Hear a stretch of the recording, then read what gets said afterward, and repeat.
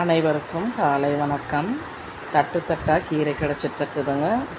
முன்னாடி வாரத்துக்கு 2 நாள் கிடச்சிட்டு இருந்தது. இப்போ 2 நாளைக்கு ஒரு தடவை ஒரு தட்டு முழுக்க கிடைக்கிது. அப்படியே இன்றைக்கி கீரை அறுவடை செஞ்சுட்டு காலையிலேயே ஒரு கீரை கடையிலுங்க.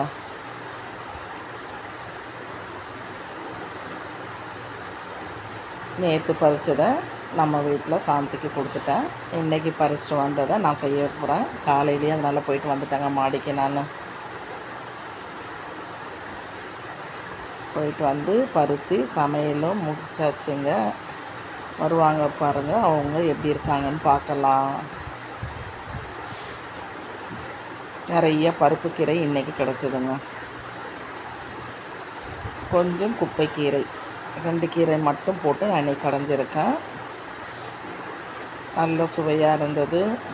கடையிறதுக்கு ஒன்றுமே இல்லைங்க. சிறுபருப்பு, தக்காளி, வெங்காயம், பூண்டு, பச்சை மிளகா போட்டு வேக வச்சுட்டு அதுலேயே கீரையும் போட்டு வேக வச்சு கடைஞ்சிட வேண்டியது தான். தாளிப்புக்கு நம்ம கொஞ்சம் கடுகு, காஞ்ச மிளகா போட்டு தாளித்து அதில் கிளறி விட வேண்டியது தான். கொஞ்சோண்டு புளித்தண்ணீர் சேர்க்குறதுனால நன்மை என்னென்னா சீக்கிரம் கெட்டு போகாதுங்க.